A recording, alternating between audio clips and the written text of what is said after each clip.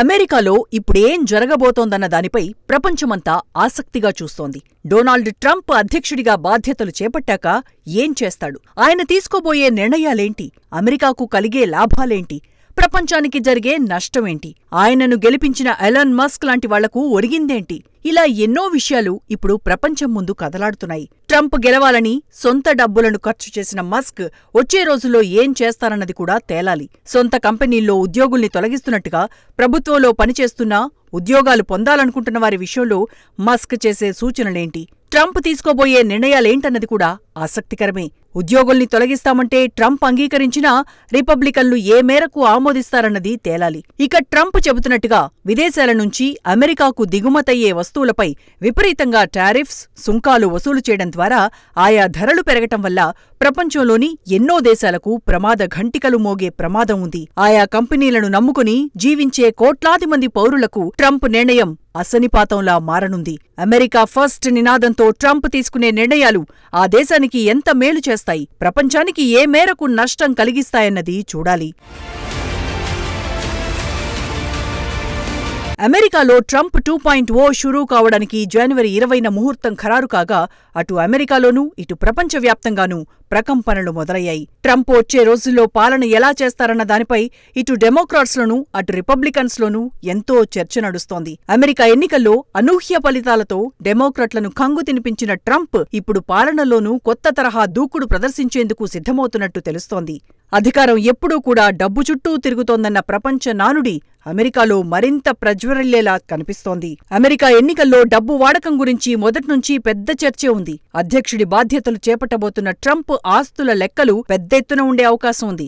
ఇప్పటికే కుటుంబ సభ్యులందరికీ కీలక పదవులిచ్చిన ఆయన ఇక ఏం చేస్తారో పెద్దగా చెప్పనక్కర్లేదు. అమెరికా ఎన్నికల్లో రిపబ్లికన్ల అభ్యర్థిగా ఉన్న డొనాల్డ్ ట్రంప్కు సహకరించిన టెస్లా అధినేత ఎక్స్ బాస్ ఎలాన్ మస్క్ రాజకీయ జోక్యంపై పెద్ద ఎత్తున చర్చ జరుగుతోంది. ఇకపై డొనాల్డ్ ట్రంప్ ఉపాధ్యక్షుడిగానూ మస్క్ అధ్యక్షుడిగానూ అన్నట్టుగా అక్కడ చర్చ మొదలైంది. ఈ ఎన్నికల్లో మహిళను అధ్యక్ష ఎన్నికల్లో నిలబెట్టి ట్రంప్ను ఓడించాలని చూసిన డెమోక్రాట్లు ఇప్పుడు రిపబ్లికన్ల పనితీరును ఎండగట్టాలని భావిస్తున్నారు. అందుకే అమెరికాలో ట్రంప్ 2.0 పాలన మొదలు కాకముందే నిప్పులు చెరుగుతున్నారు. ఒక సాధారణ వ్యక్తి రాజకీయంగా ఇంతటి జోక్యమా అంటూ ప్రశ్నిస్తున్నారు. మస్క్కు ఇంతటి ప్రాధాన్యత ఇవ్వడానికి కారణం ఆయన సంపన్నుడు కావడమేనన్న చర్చ అమెరికా రాజకీయ వర్గాల్లో జోరుగా సాగుతోంది. లేకపోతే ఆయనకి ఇంతటి ప్రాధాన్యత ఎందుకని డబ్బు మీద ఉన్న ట్రంప్ ఇష్కు వల్లే మస్క్కు ప్రయారిటీ ఉందన్న వాదన పెద్దెత్తున వినిపిస్తోంది. డబ్బున్న వారే రాజ్యాలు ఏలితే ఇక పరిస్థితేంటన్న చర్చను అక్కడి మేధావులు మొదలుపెట్టేశారు. డెమోక్రాట్లు ఎలాన్ మస్క్ ని ప్రెసిడెంట్ మస్క్ అని పిలుస్తుండటంతో ఆయన వచ్చే రోజుల్లో ఏం చేయబోతున్నారోనన్న ఆందోళన పలు వర్గాల్లో వ్యక్తమవుతోంది. మస్క్ను ఎందుకు డెమోక్రాట్లు అంతగా టార్గెట్ చేస్తున్నారో ఈజీగా చెప్పొచ్చు. గత ఎన్నికల్లో డొనాల్డ్ ట్రంప్ ఎన్నికల వ్యయంలో సింహభాగాన్ని సమకూర్చింది మస్కే. ఆయన నేరుగా ఎన్నికల్లో ఎక్స్ ప్రచార వేదికను ట్రంప్కు ధారాదత్తం చేయడంతో పాటుగా నేరుగా ఎన్నికల ప్రచారంలో దిగాడు. ట్రంప్ గెలిచిన వెంటనే మస్క్ను ప్రతిష్టాత్మకమైన డిపార్ట్మెంట్ ఆఫ్ గవర్నమెంట్ ఎఫిషియన్సీ DOGEకి అధిపతిగా నియమించాడు. అంటే అమెరికాలో ప్రభుత్వం ఖర్చులను తగ్గించే విభాగానికి అధిపతిగా నియమించాడు. మస్క్ ట్విట్టర్ను కొనుగోలు చేసిన తర్వాత ఆ సంస్థలో ఉన్న ఉద్యోగులను ఒక్కొక్కరిని తొలగించటం, ఆ తర్వాత ట్విట్టర్ను పెయిడ్ వర్షన్గా మార్చడంతో భారీగా కాసులు పోగేసుకున్నాడు. ఇలాంటి చర్యలతో మార్కెట్ వర్గాల్లో ప్రతికూలత వ్యక్తమైనా మస్క్ మాత్రం అదే పంథా కొనసాగించాడు. ఇప్పుడు అమెరికాలో నిరుద్యోగం విలయ తాండవం చేస్తోంది. ట్రంప్ అమెరికాను అమెరికన్ల కోసమేనంటూ గట్టిగా ఎన్నికల ప్రచారంలో వాయిస్ వినిపించాడు. కానీ ప్రస్తుతం వారి వ్యాఖ్యలను చూస్తున్నప్పుడు ప్రభుత్వ విభాగాలను కుదించడం, ఉద్యోగులను తగ్గించడం లాంటి చర్యలకు మస్క్ పెట్టింది పేరంటారు. ఇప్పుడు ఇలాంటి బాధ్యతలు మస్క్కు కట్టబెట్టడం అనాలోచిత చర్య అంటూ అమెరికన్లు వాపోతున్నారు. మస్క్ ఇప్పుడు 2 కీలక సంస్థలకు సీఈఓగా ఉన్నాడు. అంతేకాదు ఆయన సంస్థలు ప్రభుత్వం కాంట్రాక్టులను చేపడితే కాన్ఫ్లిక్ట్ ఆఫ్ ఇంట్రెస్ట్ వచ్చే అవకాశం ఉంది. ఒకవైపు ప్రభుత్వంలో భాగంగా ఉంటూ మరోవైపు ఆయన సంస్థలకు కాంట్రాక్టులను తీసుకోవడం, క్విడ్ ప్రోకో ఆరోపణలు వెల్లువెత్తే అవకాశం ఉంది. ఇటీవల అమెరికా బడ్జెట్ బిల్లును క్రిమినల్ చర్య అంటూ మస్క్ సంబోధించడాన్ని అక్కడ మేధావులు తప్పుపడుతున్నారు. ఇంకా అధికార పగ్గాలు చేపట్టకముందే ఇలాంటి వ్యాఖ్యలు దారుణమంటున్నారు. అమెరికాలో డీసెంట్ రాజకీయాలు చేస్తానని డెమోక్రాట్లకు మొదట్నుంచి గుర్తింపు ఉంది. తాజాగా మస్క్ దూకుడు చూసిన వారందరూ కూడా ఈ పైత్యమేంటని తలలు పట్టుకుంటున్నారు. తాజా పరిణామాలపై డెమోక్రాట్ల కీలక నేత జిమ్ మెక్గవన్ హాట్ కామెంట్స్ చేశారు. వచ్చే రోజుల్లో అమెరికాకు ఎవరు నాయకత్వం వహిస్తారో తెలుసు అంటూ వ్యంగ్యాస్త్రాలు విసిరారు. వచ్చే రోజుల్లో అమెరికా అధ్యక్షుడు ట్రంప్ ఉపాధ్యక్షుడవుతాడన్నాడు. ఇక మరో కీలక నేత సైతం తాజా పరిణామాలపై ఆసక్తికర కామెంట్స్ చేశారు. మస్క్ అధ్యక్ష బాధ్యతలకు స్వాగతమంటూ ఎక్స్ లో రాసుకొచ్చాడు సిలికాన్ వ్యాలీ కాలిఫోర్నియా ప్రతినిధి రాబర్ట్ గార్సియా. ఇదంతా కేవలం విమర్శగా మాత్రమే చూడనక్కర్లేదు. అమెరికాలో వచ్చే రోజుల్లో అన్నీ మస్క్ సౌజన్యంతో జరుగుతాయన్న భావనను డెమోక్రాట్లు వ్యక్తం చేస్తున్నారు. వాస్తవానికి గత ఎన్నికల్లో మస్క్ తీరును గమనించిన చాలా మంది వచ్చే రోజుల్లో అమెరికా అధ్యక్షుడి రేసులో దూసుకొస్తాడన్న చర్చ జోరందుకుంటోంది. మస్క్కున్న అంగబలం, అర్ధబలం కలిసొస్తాయన్న అంచనాలున్నాయి. అయితే స్వతహాగా అమెరికా మూలాలున్న వ్యక్తి కారన్న అభిప్రాయం మస్క్ విషయంలో ఉంది. మస్క్ ఇంగ్లీష్ కూడా అమెరికన్లు మాట్లాడేలా ఉండదు అంటున్నారు. జూన్ 28, 1971న దక్షిణాఫ్రికా పరిపాలనా రాజధాని ప్రిటోరియాలో మస్క్ పుట్టాడు. మస్క్ తల్లి కెనడాలో జన్మించినా దక్షిణాఫ్రికాలో పెరిగారు. తండ్రి ఎర్రోల్ మస్క్ దక్షిణాఫ్రికాలో ఎలక్ట్రోమెకానికల్ ఇంజనీర్. సో ఆయన నేపథ్యాన్ని వచ్చే రోజులో అమెరికన్లు ఎలా రిసీవ్ చేసుకుంటారన్నది చూడాలి. స్వతహాగా వ్యాపార లక్షణాలున్న వ్యక్తి ప్రభుత్వంలో భాగస్వామి అయితే మొత్తం వ్యవహారం ఎలాంటి పరిణామాలకు దారితీస్తుందో చూడాలి. మస్క్ ప్రపంచ కుబేరుల్లో ఒకడు. తన సంస్థలకు పలు దేశాలు రాయితీలివ్వాలని నేరుగా డిమాండ్ చేసే అవకాశం ఉంది. ప్రపంచవ్యాప్తంగా టెస్లా సంస్థను విస్తరించాలని, వచ్చే రోజుల్లో గ్రీన్ ఎనర్జీతో ప్రపంచాన్ని ఏలాలన్న కసి ఆయనలో ఉంది. అలాంటి వ్యక్తి ఇప్పుడు అమెరికా ప్రభుత్వం తీసుకునే నిర్ణయాలు తనకు బెనిఫిట్ అయ్యేలా చూసుకోకుండా ఎలా ఉంటారు? అధ్యక్షుడిగా బాధ్యతలు చేపట్టబోతున్న ట్రంప్ మస్క్ విషయంలో ఎలా ఆలోచిస్తారో చూడాలి. అందుకే డెమోక్రాట్లు ఇప్పుడు మస్క్ విషయంలో కొత్త చర్చను లేవనెత్తుతున్నారు. మస్క్ ప్రభావం కేవలం మాటల్లోనే కాదు చేతల్లోనూ ఉంటుందంటున్నారు. అమెరికాలో అధికారంలో ఇష్టారాజ్యంగా వ్యవహరిస్తారన్న దానిపై రిపబ్లికన్ విధానాలకు ఇప్పుడు మస్క్ బడ్జెట్ కోతలపై దుమారం రేగే అవకాశం ఉంది. House democratic whip Catherine Clark ఆసక్తికర వ్యాఖ్యలు చేశారు. ప్రజలు ఎన్నుకోని వ్యక్తి వచ్చే రోజుల్లో కీలక నిర్ణయాల్లో భాగస్వామి ఎలా అవుతారని ఆవేదన వ్యక్తం చేశారు. ఈ నేపథ్యంలో వచ్చే రోజుల్లో ట్రంప్ అమెరికాలో బలమైన రాజకీయ నాయకుడు కాగలడా అన్న చర్చ జోరందుకుంది. ఇప్పటికే మస్క్కు రిపబ్లికన్ పార్టీలో కీలక బాధ్యతలు అప్పగించాలని పలువురు రిపబ్లికన్లు ప్రాపగండా మొదలుపెట్టేశారు.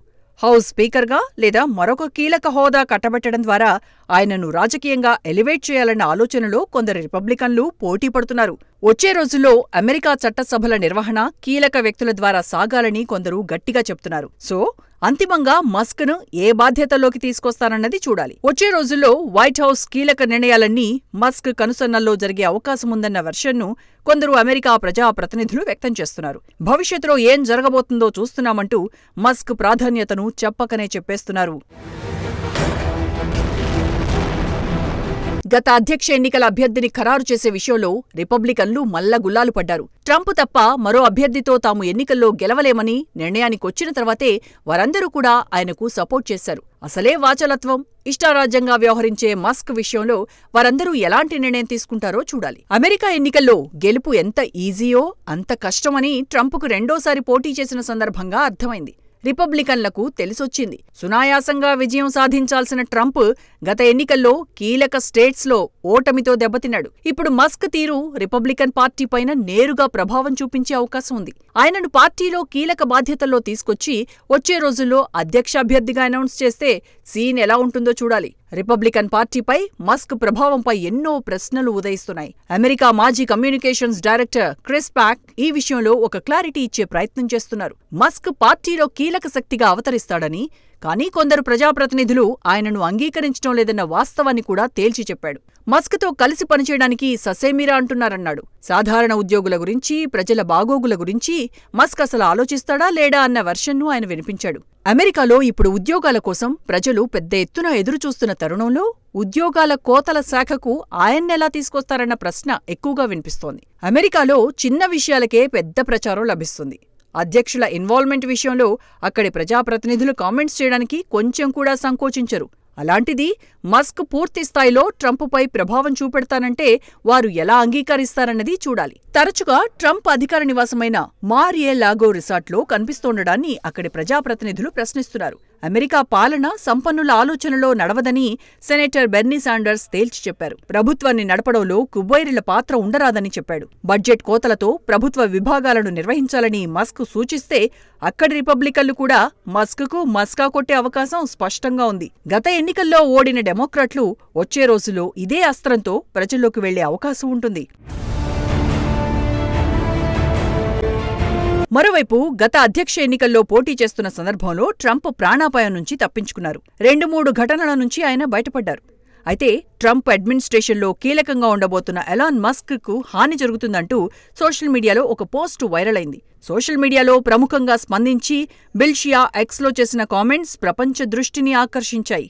మస్క్ హత్యా ముప్పును ఎదుర్కొంటున్నారన్న ప్రచారం జరిగింది. అందుకు కారణం కూడా వివరించారు. మస్క్ అనేక కంపెనీలకు సీఈఓ అన్నది గుర్తుంచుకోవాలని, ఆయన నిర్ణయాలు ఎలా ఉంటాయో అర్థం చేసుకోవాలని చెప్పాడు. అసలు ఈ చర్చ జరగడానికి ప్రధాన కారణం United Health care CEO Brian Thompson హత్యోదంతమే. థామ్సన్ మృతితో యునైటెడ్ స్టేట్స్లోని ఆరోగ్య సంరక్షణ వ్యవస్థపై కొత్త ప్రశ్నలు రేకెత్తాయి. కొందరు వ్యక్తులు థామ్సన్ను చంపిన మాంగియోన్కు మద్దతు తెలపడంతో దుమారం రేగింది. కొన్ని ఆన్లైన్ కమ్యూనిటీలు అమెరికా హెల్త్ కేర్ సిస్టంలోని లోపాలపై నిరసనకు చిహ్నంగా ప్రశంసించడం ద్వారా సీఈఓల ప్రభావం విధానపరమైన నిర్ణయాల్లో ఎలా ఉంటుందో చెప్పకనే చెప్పింది. సో భవిష్యత్తులో మస్క్ తీసుకునే నిర్ణయాలపై ఆయనకు ప్రమాదం పొంచి ఉందన్న భావన ఉంది. ఇలా మస్క్ రాజకీయం సాగిస్తుంటే మరోవైపు త్వరలో బాధ్యతలు చేపట్టబోయే ట్రంప్ చేస్తున్న హంగామా అంతా ఇంతా కాదు. వాస్తవానికి అమెరికాపై ప్రపంచం ఆధారపడటం తగ్గినప్పటికీ తానే ప్రపంచాన్ని శాసిస్తానంటాడు ట్రంప్. తాజాగా ఆయన తమకు అత్యంత ఆమోదయోగ్యమైన దేశాలైన యూరప్ దేశాలకు వార్నింగ్ ఇచ్చాడు. అమెరికా, యూరప్ దేశాల మధ్య ఉన్న వర్తక వాణిజ్యం గ్యాప్ను తగ్గించుకోవాలని తేల్చి చెప్పాడు. యూరప్ దేశాలు అమెరికాతో వాణిజ్యాన్ని పెంచుకోకపోతే ఆ దేశాల సంగతి చూస్తానని హెచ్చరించేశాడు. యూరప్ దేశాలు కొనే చమురు ఉత్పత్తులను ఎక్కువ భాగం అమెరికా నుంచే కొనుగోలు చేయాలని డొనాల్డ్ ట్రంప్ డిమాండ్ చేశాడు. అలా చేయకపోతే భారీగా పన్నులు వడ్డిస్తారని ప్రకటించాడు. తాను ఎక్కువగా వినియోగించే ట్రూత్ సోషల్ మీడియా ద్వారా ఈ వార్నింగ్ ఇచ్చాడు ట్రంప్. మొన్నటి వరకు యూరప్ దేశాలు అమెరికా నుంచి లబ్ధి పొందుతూ కూడా తమకు నష్టాన్ని కలిగిస్తున్నాయన్న వర్షన్ వినిపించాడు. అమెరికా నుండి గ్యాస్ కొనకపోతే ఇక అంతే సంగతులని ప్రకటించేశాడు ట్రంప్. వచ్చే రోజుల్లో అమెరికా నుండి చమురు కొనుగోలు పెంచకుంటే అందుకు మూల్యం చెల్లించుకుంటాయన్నాడు.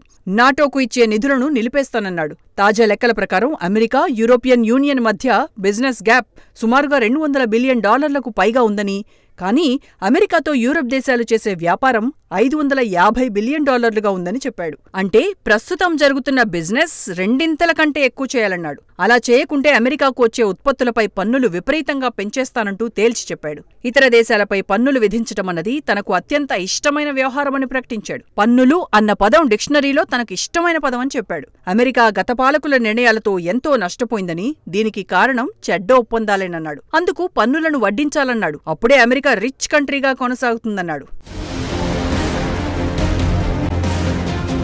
అందుకే రెండో టర్మ్ బాధ్యతలు చేపట్టిన వెంటనే దిగుమతులపై పన్నులు పెంచడం, వలస చట్టాలను సవరించడం ఉంటాయన్నాడు. ఇప్పటికే యూరప్ దేశాలతో పాటుగా చైనా, అమెరికాకు అతిపెద్ద వాణిజ్య భాగస్వామ్యులైన చైనా, మెక్సికో, కెనడాలను చెడుగుడాడుకుంటున్నాడు. ఇప్పటికే కెనడా, మెక్సికోలపై 25% దిగుమతి సుంకాన్ని, చైనాపై 10% పన్నులను మోపాడు. ట్రంప్ దెబ్బతో యూరప్ దేశాలు 4 ప్రధాన దక్షిణ అమెరికా దేశాలైన బ్రెజిల్, అర్జెంటీనా, ఉరుగ్వే, పరాగ్వేలపై యూరప్ దేశాలు ఫోకస్ పెట్టాయి. భారీ స్వేచ్ఛా వాణిజ్య ఒప్పందంపై సంతకాలు చేసి అమెరికాతో డీల్స్ తగ్గినా నష్టపోకుండా ప్రణాళికలు రూపొందించుకుంటున్నాయి. తాజా ఒప్పందాలతో యూరప్, దక్షిణ అమెరికాలోని 70 కోట్ల మందికి ప్రయోజనం కలగనుంది. అమెరికాతో స్వేచ్ఛా వాణిజ్యం వల్ల తమకేం ఒరగలేదని, పన్నులు అంటూ బెదిరిస్తున్న ట్రంప్ వచ్చే రోజుల్లో యూరప్ దేశాల ప్రగతిని చూసి దేబిరించాల్సొస్తుందని అక్కడి మేధావులు స్పష్టం చేస్తున్నారు. పన్నులు నిజంగా అమెరికాను మళ్లీ గొప్పగా మార్చడానికి సహాయపడతాయా లేదా చిత్తవుతుందా అన్నది కాలమే నిర్ణయిస్తోందన్న వెర్షన్ను వారు వినిపిస్తున్నారు.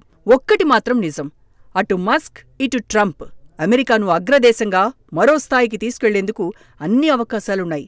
అమెరికాను ప్రపంచం ముందు దోషిగా నిలబెట్టే ప్రమాదమూ ఉంది.